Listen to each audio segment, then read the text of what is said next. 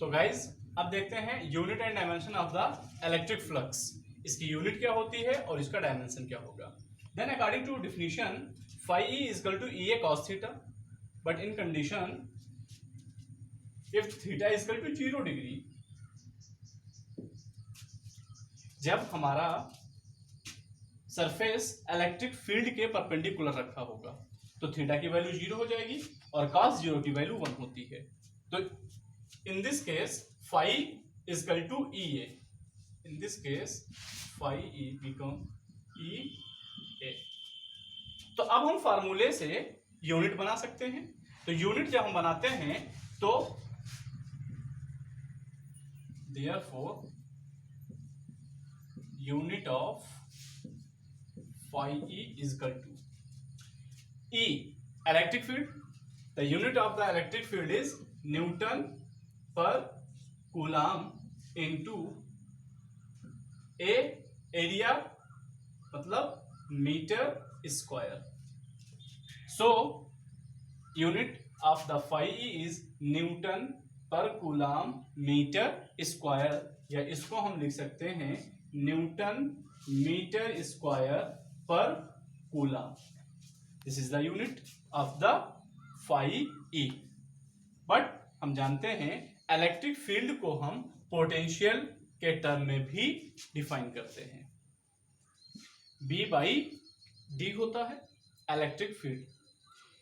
सो हमारा जो electric field होगा sorry E is equal to V into d, ये होता है हमारा इलेक्ट्रिक फील्ड। तो इलेक्ट्रिक फील्ड जो होगा हमारा वो कितना हो जाएगा, जैसे कि देखिए E is equal to V by L d r, कुछ भी जो भी आप डिस्टेंस को जिससे भी डिनोट करें, आपको जिससे भी मर्जी हो आप डिनोट कीजिए। तो ये L डिस्टेंस है, V आपका पोटेंशियल है, इलेक्ट्रिक पोटेंशियल। तो यहां से E की जो यूनिट बनती है वो बनता है हमारा वोल्ट पर मीटर। यहां से हमारी यूनिट क्या बनेगी, वोल्ट पर मीटर। तो हम इसको लिख सकते हैं, और दूसरी यूनिट हो जाएगी यूनिट ऑफ phi E। तो इलेक्ट्रिक फील्ड का सेकेंड यूनिट है हमारा वोल्ट पर मीटर। तो वोल्ट को भी हम शॉर्ट में V से ही लिख लेते हैं, V by M into M square. तो यहां से क्या होगा, यहां से हमारा M स्क्वायर कैंसिल कर देगा और ये हमें मिल जाता है वोल्ट मीटर। ये हो गया यूनिट ऑफ इलेक्ट्रिक फ्लक्स। फिर बात आती है डायमेंशन की।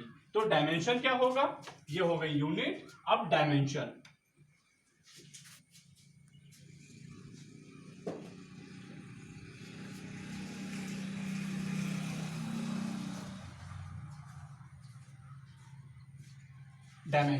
तो हम डायमेंशन कैसे फाइंड करेंगे। तो देखिए हमारा सीधा सा है न्यूटन मीटर स्क्वायर पर कूलम।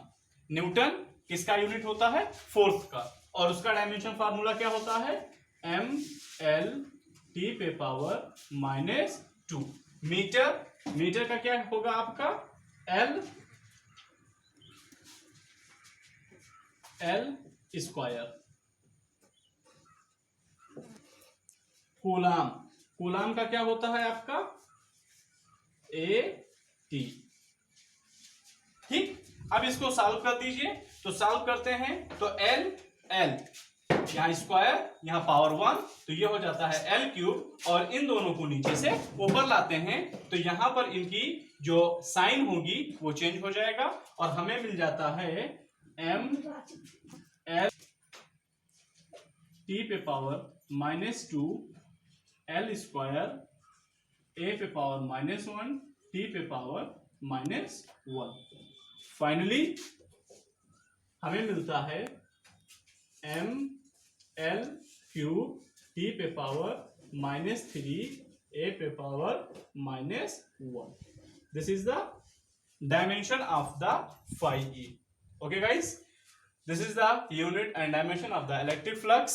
यूनिट आपको मिल गया यहां से न्यूटन मीटर स्क्वायर पर coulomb, second unit volt meter, and dimension we get ml cube t पे पावर -3 a पे पावर -1। तो गाइस नेक्स्ट टॉपिक है हमारा गाउस थ्योरम। ठीक है, तो गाउस थ्योरम को पढ़ने से पहले हम ये समझते हैं कि गॉस ने अपना लॉ किस बारे में दिया था। एक्चुअल में गाइस अभी जो हमें मिला है फ्लक्स को कैलकुलेट करना, ठीक है, इसमें हमने क्या पढ़ा, हमने यही पढ़ा है कि इलेक्ट्रिक फ्लक्स क्या होता है, यानी कि ई इलेक्ट्रिक फ्लक्स फाई ई किसी सरफेस से लिंक होता है हमारा, तो फिर वो कितना होता है। तो इन्होंने फ्लक्स को कैलकुलेट करने का एक अपना तरीका बनाया। किसने? गॉस ने। गॉस ने किसी भी क्लोज्ड सरफेस के थ्रू, कोई भी किसी भी शेप का हो, अगर वो सरफेस क्लोज्ड है तो उस टोटल सरफेस से कितने फ्लक्स पास आउट होंगे, इसके लिए उन्होंने अपना एक फार्मूला बनाया और उन्होंने इस बारे में बताया कि हम उसको कैसे कैलकुलेट कर सकते हैं। तो गाइस चलिए अब हम उसको पढ़ते हैं। ओके, फिर से मेन चीज होता है आपको ये याद रखना कि किसने किसके लिए क्या रूल दिया था। इसके थ्रू हम आसानी से चीजों को पकड़ के रख सकते हैं। तो गाइस हमारा टॉपिक है गॉस थ्योरम। गॉस ने किसके बारे में दिया था? इलेक्ट्रिक फ्लक्स को कैलकुलेट करने के लिए फार्मूला दिया, जबकि आपका सरफेस कैसा हो? टोटली क्लोज्ड हो। ठीक है, तो उन्होंने क्या बताया, तो जैसे देखिए अभी आपका कमरा होता है, आप रात में लाइट जलाते हैं, अंधेरा होता है कमरे में, आप बल्ब जला देते हैं। बल्ब जलाने पर क्या होता है, आप ये देखते हैं कि उसके जितने भी आपके कमरे में जितने भी सरफेस हैं, आपका फ्लोर, आपका रूफ, आपके चारों वॉल्स, सब के सब क्या होते हैं? लाइट अप हो जाते हैं। यानी आपकी जो लाइट होती है, उस बल्ब से निकलने वाली लाइट इन सारे सरफेस से होकर के बाहर निकलती है। अगर ट्रांसपेरेंट होता तो वो लाइट बाहर भी चली जाती। अब बाय द वे वो ट्रांसपेरेंट नहीं है, लेकिन अंदर तो सारे सरफेस पर आपके लाइट्स पड़ रहे हैं ना। तो इसी तरह से इन्होंने बताया कि अगर किसी भी क्लोज्ड लूप में, जैसे आप मान लीजिए फुटबॉल अंदर से खोखला होता है, मान लीजिए उसके सेंटर पर कोई चार्ज रखा है, या कहीं भी फुटबॉल के अंदर कोई एक चार्ज रखा है, पॉइंट चार्ज, तो उसके थ्रू जो इलेक्ट्रिक फ्लक्स डेवलप होगा वो कितना होगा, हम उसको कैसे कैलकुलेट करेंगे। तो उन्होंने ये बताया कि किसी भी क्लोज्ड सरफेस के अंदर अगर कोई चार्ज होता है तो उस सरफेस से निकलने वाले इलेक्ट्रिक फ्लक्स 1/ε0 टाइम्स होता है उस चार्ज का। फिर से मैं इस बात को रिपीट करता हूं। According to the Gauss theorem, the electric flux phi e through any closed surface is equal to the 1/ε0 times the net charge enclosed by the surface। Okay, हमारा अगर सपोज कर लिया हमने कि हमारा जो चार्ज है वो Q है, तो उस सरफेस से निकलने वाला जो टोटल फ्लक्स होगा, एग्जांपल के तौर पे जैसे मैं ये यहां दिखा रहा हूं, सपोज कीजिए कि ये एक सरफेस है, ये एक सरफेस है। कैसा सरफेस होगा, आपको अंदाजा लग गया होगा कि this is the spherical surface. इसके अंदर एक चार्ज रखा हुआ है। तो अब इस चार्ज से जो इलेक्ट्रिक फ्लक्स यानी लाइन ऑफ फोर्सेस, तो लाइन ऑफ फोर्स जब लिंक हो जाते हैं हमारे सरफेस से, तो उनको हम क्या नाम देते हैं? इलेक्ट्रिक फ्लक्स का। तो यहां से इस सरफेस से जो टोटल यह लाइन ऑफ फोर्स हमारे लिंक हैं, यानी जो इलेक्ट्रिक फ्लक्स है वो कितना होगा, वो इस चार्ज का 1/ε0 टाइम्स होगा। यानी ये टोटल फ्लक्स फाई ई कितना होगा, मैं फिर से दिखाता हूं लिखकर, फाई ई किसके इक्वल होगा? 1/ε0 टाइम्स होता है किसका? क्यू का। यानी जो नेट चार्ज है आपके इस सरफेस के अंदर, उसका कितना टाइम्स होता है? 1/0 टाइम्स होता है। ओके, तो हमारा फार्मूला निकलता है phi e equal to Q/ε0। Okay, this is the mathematical statement, that is formula.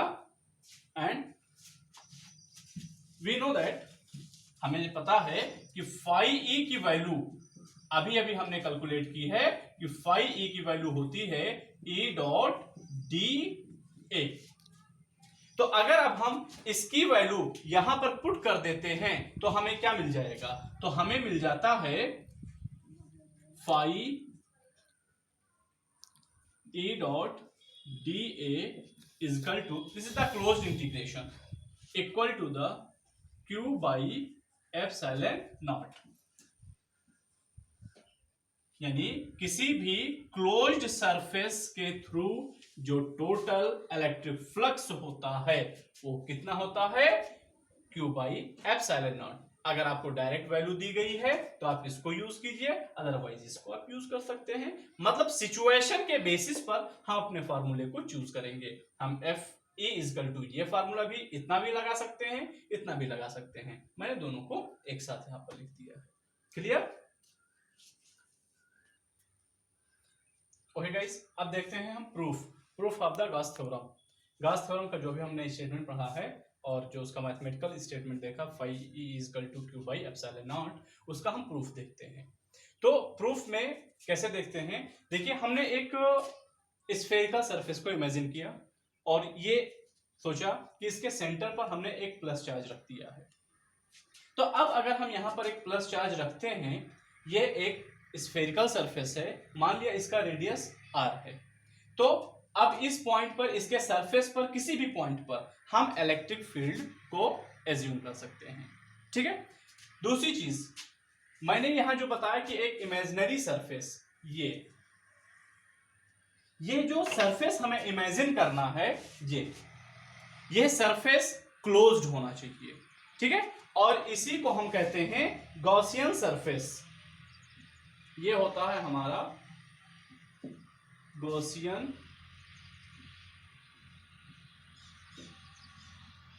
Surface.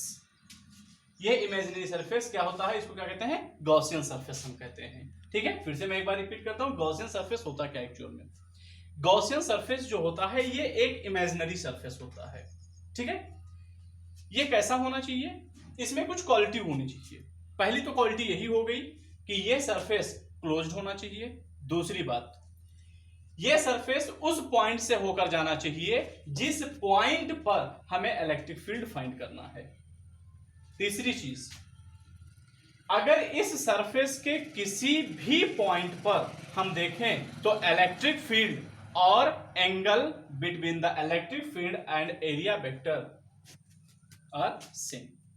Her point पर, इस गॉसियन सरफेस के हर बिंदु पर, हर पॉइंट पर आपका इलेक्ट्रिक फील्ड का मैग्नीट्यूड सेम होना चाहिए, आपका एरिया वेक्टर और इलेक्ट्रिक फील्ड के बीच का एंगल सेम होना चाहिए। अगर ये प्रॉपर्टी किसी भी सरफेस के साथ फॉलो हो रही है, कोई भी सरफेस इस सारी शर्तों को पूरा कर रहा है, तो वही सरफेस क्या हो जाएगा, Gaussian surface. Is it clear? Okay. तो सबसे पहले हमने एक चार्ज लिया, उसको एट द सेंटर हमने मान लिया, और फिर एक स्फेरिकल सरफेस का इमेजिनेशन किया, और ये चूंकि क्लोज है और ये सारे शर्तों को पूरा कर रहा है, इसलिए हम इसका क्या नाम रखते हैं, गॉसियन सरफेस रखते हैं। अब हमें कैलकुलेट करना है कि इस सरफेस से टोटल फ्लक्स कितना बाहर आता है। चलो करके देखते हैं। तो अब पहले ये हम निकालते हैं कि इस सरफेस पर इस चार्ज के थ्रू इलेक्ट्रिक फील्ड कितना होगा। तो इलेक्ट्रिक फील्ड हम अगर फाइंड करते हैं तो हमें मिल जाता है E एट द सरफेस, ये हमें मिलेगा E is equal to 1/4 pi epsilon naught Q। चलो इसको हम लोग कैपिटल Q ही लिख लेते हैं, कोई दिक्कत नहीं, कैपिटल Q। ओके, Q इसको भी कैपिटल कर लेते हैं upon r square. Capital small कुछ भी आप लिखिए as your wish, capital Q by r square. Okay. तो अब हम यहां देखते हैं कि अगर हम इस पर एक छोटा सा सरफेस ले, हमारे पूरे गॉसियन सरफेस का एक छोटा सा एरिया एलिमेंट, सरफेस एलिमेंट अगर हम लेते हैं, तो यहां से कितना फ्लक्स आउट होगा, हमें इसको कैलकुलेट करना है। तो हम देखते हैं small flux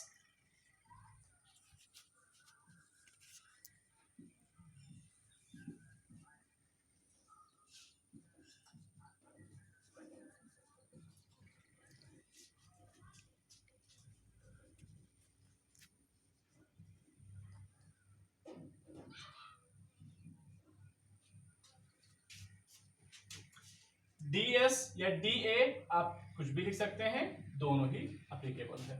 area A, area या सरफेस एस, कुछ भी लिखिए। तो एरिया ही ले लेते हैं, एरिया वेक्टर आसानी रहता है तो ए ले लेते हैं। तो ये कितना होगा, तो देखिए अगर एरिया छोटा सा है तो फ्लक्स भी कैसा होगा, छोटा सा ही होगा। ये चीज हम लोगों ने पढ़ा है। तो हमने एक छोटा सा फ्लक्स निकाला डी फाई, तो d phi E equal to कितना हो जाएगा, E d A cos theta, ये इतना हो जाएगा। तो अब अगर हम इस पूरे सरफेस के थ्रू एरिया निकालना, फ्लक्स निकालना चाहते हैं तो कितना होगा, तो अब यहां पर टोटल फ्लक्स अगर हम निकालें, flux linked with the complete surface, flux linked with complete closed surface,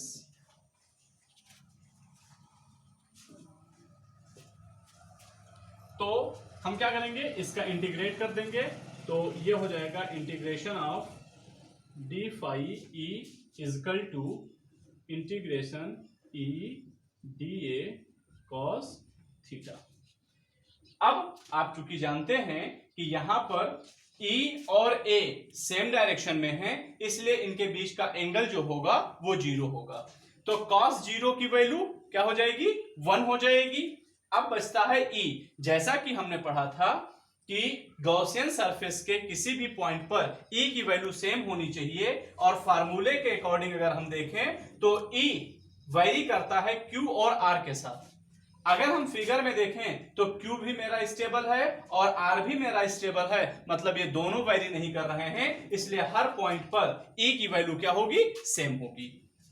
तो यहां पर E कांस्टेंट है, इसको बाहर ले लेते हैं, cos 0 की वैल्यू 1 हो जाती है, तो हमारे पास बचता है dA, और इसका इंटीग्रेशन क्या हो जाएगा, फाई E। अब जैसा कि हम जानते हैं कि dA यानी कि ये हमें पूरा एरिया किसका, स्फेयर का टोटल एरिया अगर हम कैलकुलेट करेंगे तो ये कितना हो जाएगा, E into 4 pi r square. इतना होता है किसी सरफेस का एरिया, स्फेरिकल सरफेस का एरिया। E की वैल्यू यहां हमारे पास है, इस वैल्यू को हम यहां पुट कर देते हैं। तो चलिए इसको यहीं पुट कर देते हैं और हमें मिल जाता है E की value 1/4 pi epsilon naught Q by r square into integration of dA, ये हमें मिलता है 4 पाई आर स्क्वायर, 4 पाई से 4 पाई कैंसिल, आर स्क्वायर से आर स्क्वायर कैंसिल, और हमें मिल जाता है Q by epsilon not. Phi E is equal to Q by epsilon naught. This is the Gauss theorem.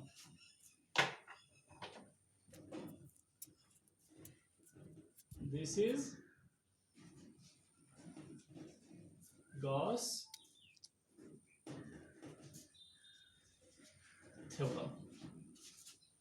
तो ये हो गया आपका गॉस थ्योरम। ओके गाइस, तो ये गॉस थ्योरम हुआ कंप्लीट। अब नेक्स्ट डे में हम देखेंगे, नेक्स्ट वीडियो में application of the Gauss theorem. आज के लिए इतना ही।